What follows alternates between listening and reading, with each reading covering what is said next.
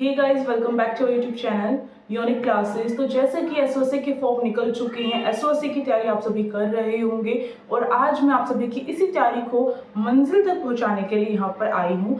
तो आप सभी को जैसे कि पता होगा, मैंने आप सभी को बहुत बार इन्फॉर्म भी किया है कि एसओसी के एग्ज़ाम जो है अब वो इजी लेवल का नहीं रहने वाला, डिफ़िकल्टी और बढ़ती जाएगी। हमने एग्ज़ाम लेवल के बारे में भी बात की थी। जैसे जैसे टाइम आता जा रहा है वैसे वैसे एसओएससी के स्कूल की डिमांड बढ़ती जा रही है। मैंने खुद ये चीज़ एनालाइज की है और आप सभी को भी पता होगा कि केजरीवाल जी अपने खुद के इलेक्शन में बहुत ही जोरों शोरों से प्रमोशन करते हैं इसका। साथ ही साथ एसओएससी स्कूल अब हर इलाके में खुलने लग गया है, इस वजह से भी हर कोई इसके बारे में जानने लग गया है। तीसरी बात, गवर्नमेंट स्कूल में खुद जो है इसका प्रमोशन करने के लिए जाया जाता है और बताया जाता है। फोर्थ जो है खुद बच्चों को भी मालूम होता जा रहा है क्योंकि अब वो सोशल मीडिया यूज कर रहे हैं। तो पिछली बार अगर 2023 से 24 की बात की जाए तो उस सेशन में बच्चों ने जो है 90,000 तक के फॉर्म फिल किए थे। अगर मैं बात करूं 2024 के सेशन की तो बच्चों ने जो है 1 लाख से ऊपर बच्चों ने फॉर्म फिल किए थे। और इस बार ये गारंटी ली जा सकती है कि बच्चे जो हैं 2 से 3 लाख या 4 लाख तक भी फॉर्म फिल कर सकते हैं। तो अब जो है फॉर्म फिलिंग क्या होगी, कितनी होगी, वो तो देखा जाएगा। डिमांड के अकॉर्डिंग एसओसी स्कूल में अपना सपना अब बहुत सारे बच्चे बनाते जा रहे हैं और बहुत सारे बच्चे तो ऐसे हैं जो अदर स्टेट के हैं, वो भी चाहते हैं एसओसी में एडमिशन लेना, बट उनके पास ये मौका नहीं है अभी फिलहाल। तो आप सभी के पास ये सुनहरा मौका है एसओसी में एडमिशन लेने का, तो इस मौके को नहीं खोना है। अब डिमांड के अकॉर्डिंग और एग्जाम लेवल हाई होने के अकॉर्डिंग रिसोर्सेज बढ़ते जा रहे हैं और बच्चों की पसंदीदा स्कूल में जो है एक फर्स्ट नंबर पे टॉप 1 पे आने वाला स्कूल एसओसी हो गया है। तो इस वजह से अब जो है इसके कट ऑफ के अकॉर्डिंग में देखा जाए तो दिन ब दिन जो इसकी कट ऑफ है, हर साल इसकी कट ऑफ जो है हाई लेवल पे जाती जा रही है। अगर स्टैम्प की बात की जाए तो स्टैम्प में जो है अगर 350 नंबर का पेपर आया था तो बच्चों की जो कट ऑफ है 249 नंबर पे जनरल कैटेगरी की लगी थी। इसका मतलब आपको 300 नंबर की जो तैयारी है वो करते हुए चलना पड़ेगा। अब इतनी हाई लेवल की तैयारी, 1 महीना रह गया है, जिन बच्चों ने नहीं भी पढ़ा है या फिर जो बच्चे पढ़ते हुए जा रहे हैं ऑफकोर्स वो उनसे अच्छे रहेंगे, अच्छा परफॉर्म करके आएंगे। बट हाँ, जो बच्चे बिल्कुल अभी से 1 जनवरी से स्टार्ट कर रहे हैं, तैयारी कर चुके होंगे या फिर जो मेरे इस वीडियो को देखने के बाद करेंगे, उनके अंदर एक बहुत बड़ा चेंज रहेगा।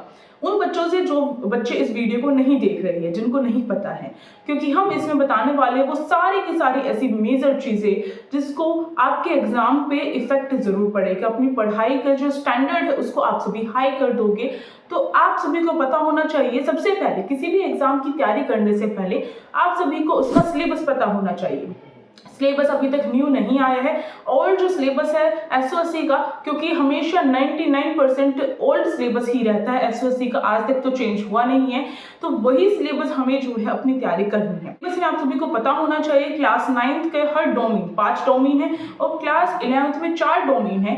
हर डोमेन का अपना खुद का सिलेबस होता है और सिलेबस के अकॉर्डिंग प्रिपरेशन करनी चाहिए। सिलेबस चाहे आप अपनी नोटबुक में आप लिख लो, चाहे आप उसका प्रिंट आउट निकलवा के अपने पास रख लो या फिर अपनी वॉल पे लगा लो, ये आप पे डिपेंड करता है। सिलेबस को अच्छी तरीके से हमें केवल सिलेबस देखना नहीं है, उसको एनालाइज करना है। उसमें से कौन सा ऐसा टॉपिक है जो आप सभी के लिए इंपॉर्टेंट हो सकता है, वो चीज आप सभी को देखनी है। उसमें वीक एरिया देखना है अपना और स्ट्रॉन्ग एरिया देखना है। स्ट्रॉन्ग एरिया को और ज्यादा स्ट्रॉन्ग करना है और वीक एरिया पे अपना और भी ज्यादा फोकस करना है, क्योंकि कोई भी चीज हमें छोड़नी नहीं है। क्या पता कौन सी चीज हमसे पूछ ली जाए, तो हर चीज पे कभी भी रिग्रेट फील होना ही नहीं चाहिए कि मैं काश ये चीज कर लेता, ये चीज कर लेती।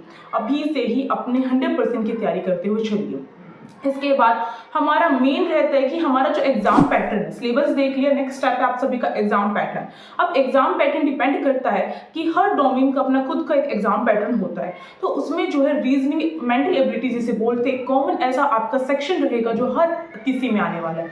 बहुत सारे बच्चों ने 3 के 3 डोमेन भी फिल किए, उनके लिए मैं आप सभी को यही सजेस्ट करूंगी कि मेंटल एबिलिटी यानी कि रीजनिंग पे बहुत ज्यादा फोकस किया जाए। अब हाँ, ये नहीं कह सकती कि प्रॉपर फोकस उसी पर हो। जैसे स्टेम वाले स्टूडेंट में अगर देखा जाए तो रीजनिंग केवल और केवल 10 क्वेश्चन आते हैं, तो 10 क्वेश्चन के अकॉर्डिंग ही आपको रीजनिंग प्रिपेयर करनी है। बट हाई एंड की बात की जाए तो आपका यही पैटर्न चेंज हो जाता है और रीजनिंग आपकी जो है 2 सेक्शन आते हैं, तो इस अकॉर्डिंग आपको रीजनिंग काफी ज्यादा करनी पड़ेगी high end 21st century skill का एग्जाम क्लियर करने के लिए।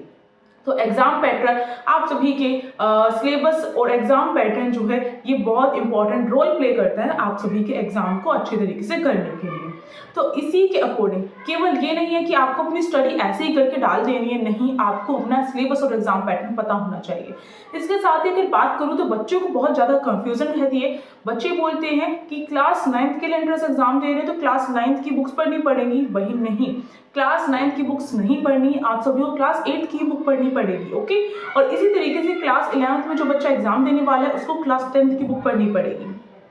इसके साथ साथ आपको एनसीईआरटी बुक के साथ साथ डिलीटेड चैप्टर्स भी कवर करने पड़ेंगे। और इसके साथ आपको ध्यान रखना है कि आपको जो है टाइम टू टाइम प्रैक्टिस करते हुए चलना है। प्रैक्टिस में आपकी रिवीजन भी इंक्लूड हो जाएगी। रिवीजन करते हुए चलना है, बार बार आपको अपना पीवाईक्यू पूरी तरीके से एनालाइज करना है, अपना मॉक टेस्ट एनालाइज करना है। और इसका मतलब ये होता है केवल पीवाईक्यू सॉल्व करके डाल देना और एक साइड फेंक देने का मतलब ये नहीं है कि आपने चीजें कर ली हैं। उस क्वेश्चन को देखो जिस क्वेश्चन में आप स्कोर नहीं कर पाए हैं, उस क्वेश्चन को देखो और उसकी डिटेल जो चीजें है उसको समझो। तो ये होता है अच्छे तरीके से पीवाईक्यू मॉक टेस्ट करना। अब ये पीवाईक्यू मॉक टेस्ट, इसके साथ साथ आप सभी के चैप्टर्स कितने सारे एमसीक्यू और डिलीटेड चैप्टर्स कहाँ से मिलेंगे, और कहीं से नहीं मिलेंगे। हमारी जो बुक लॉन्च हुई है स्टेम के लिए, हाई एंड के लिए, ह्यूमैनिटीज के लिए और क्लास 11th के लिए आप सभी की जो बुक लॉन्च की गई है उस बुक में सारी चीजें इंक्लूड हैं, इसीलिए तो कहा जाता है। और हाँ, आप सभी से वो बच्चे काफी आगे पहुंच चुके होंगे जिन्होंने ऑलरेडी चीजें कर डाली है, यानी कि अपना पीवाईक्यू एनालाइज कर लिया है, सॉल्यूशन कर लिया है, उसका मॉक टेस्ट कर लिए है। तो ये सारी चीजें इंक्लूड हैं हमारी इन बुक्स में। तो आप सभी जो है परचेज कर सकते हैं। परचेज करने के लिए सिंपल मेथड है, इंस्टाग्राम जो हमारी यूनिक क्लासेस के नाम से है वहां पर जाइए, वहां पर जाके आप सभी को मैसेज करना है। मैसेज नहीं कर पाते हो तो आप सभी जो है किसी भी पोस्ट पे कमेंट कर डालो। और इंस्टाग्राम नहीं है तो कोई दिक्कत की बात नहीं है, मेरे पास ईमेल कर दो। ईमेल है yoj97110@gmail.com, ऊपर मेंशन कर दी गई है। तो इन पे आप मैसेज करके मुझसे अपनी क्वायरी सॉल्व कर सकते हो कोई भी। और पेड कोर्स परचेज करना है तो पेड कोर्स ही परचेज कर सकते हो। पूरा का पूरा पेड कोर्स आपको एक साथ मिलेगा, सारी क्लासेस मिलेंगी। तो अब देरी नहीं करनी है, देरी अभी तक बहुत करते हुए आए हो और अपना जल्दी से जल्दी सिलेबस कवर करने का एक ईजिएस्ट मेथड है कि आप पेड कोर्स के थ्रू अपनी चीजें अच्छे तरीके से कर सकते हो। अब एक और चीज आती है कंसेप्ट के साथ पढ़ना, यानी कि कंसेप्ट के साथ पढ़ोगे तो इसका मतलब क्या है? इसका मतलब ये कि आपको अपनी कंसेप्चुअल जो नॉलेज है उसको और हाई करना है। इसका मतलब ये केवल रटी रटाई चीजों से एसओसी नहीं निकलेगा। एसओसी जिन बच्चों का नहीं निकलता है उनकी गलतियों में एक गलती ये इंक्लूड रहती है कि वो डिलीटेड चैप्टर्स नहीं करते, वो कंसेप्चुअल नॉलेज गेन नहीं करते हैं।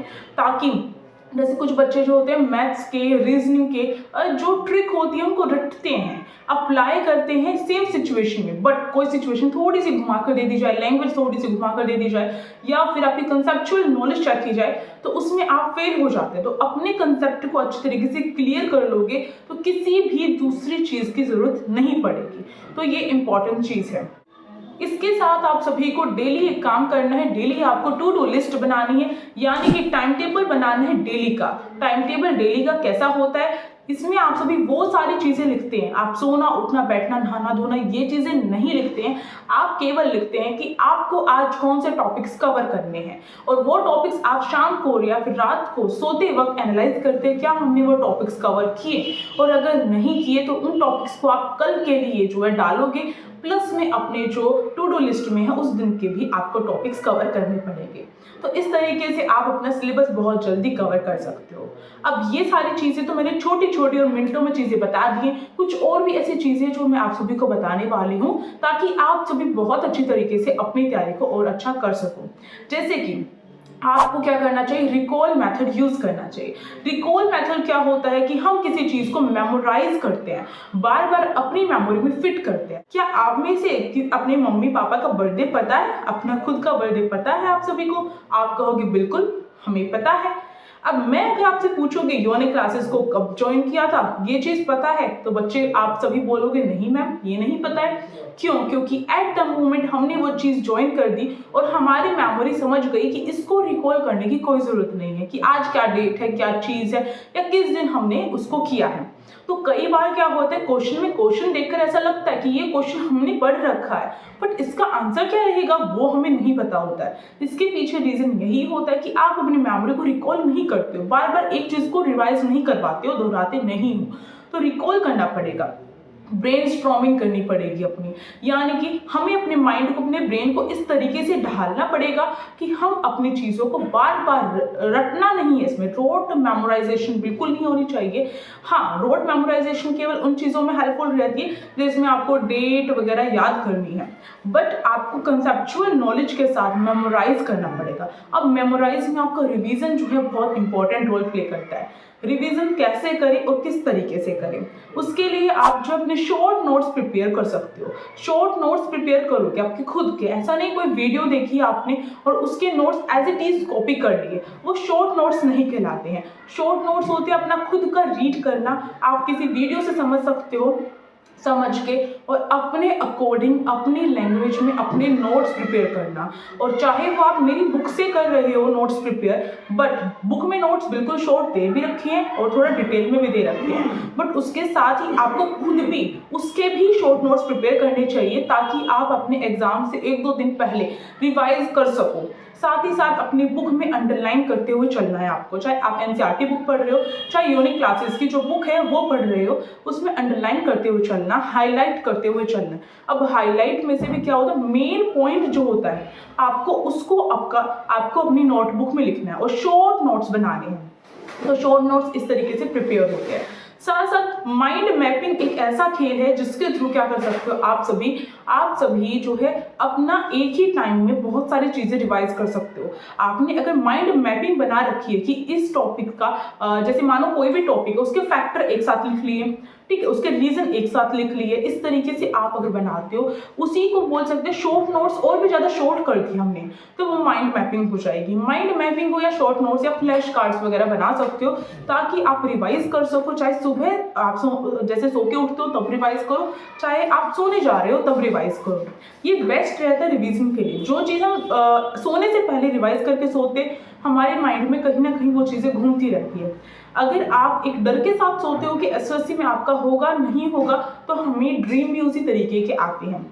और अगर आप कुछ चीज़ पढ़ के सोते हो तो आपने खुद एनालाइज किया होगा, खुद ऐसा देखा होगा कि ड्रीम में हमारे कभी ना कभी ऐसी चीज़ें ज़रूर आती है, हम कुछ चीज़ हमारा माइंड रिकॉल करता रहता है जो लास्ट टाइम उसने सुना है। इसी तरीके से अगर आप सुबह उठ के करते हो रिवीजन तो भी आपके लिए हेल्पफुल रहती है।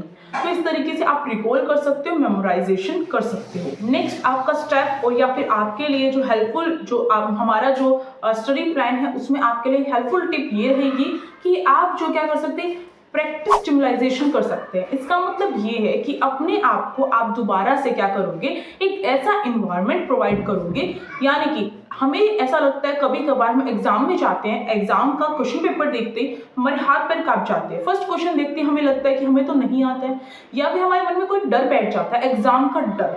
एग्जाम का डर खत्म करने के लिए हम ह्यूमन बींग्स को ये एक तरीका अपनाना चाहिए कि एग्जाम का एनवायरनमेंट पहले ही अपने आसपास ऐसा बना लेना चाहिए ताकि हम जो है उस एग्जाम से डरे नहीं। हम एक जो चीज़ हम पहले से ही प्रैक्टिस करके जाते हैं उस चीज़ का डर हमारे अंदर नहीं रहता है, हमें हर स्टेप पता रहता है। और इसलिए अपने एग्जाम का जो अपने आसपास का एनवायरनमेंट बनाने के लिए मॉक टेस्ट आप सभी को जरूर करके देखना चाहिए। एग्जाम में जाने से पहले मॉक टेस्ट करोगे ताकि आप सभी उससे एक बार जो है हूबहू हो जाओ एग्जाम से। दूसरी बात यह है कि कोई भी क्वेश्चन है, 10 क्वेश्चन कर रहे हो, 20 क्वेश्चन कर रहे हो, प्रैक्टिस कर रहे हो, आपको एक टाइम लिमिट जो है वो रखनी चाहिए। टाइम लिमिट में आपको क्या करना है, अपने फ़ोन में, अपने वॉच में, कहीं पे भी लगी हुई एक टाइम देख लो, इस टाइम के अंदर अंदर मुझे इतने क्वेश्चन सॉल्व करने हैं।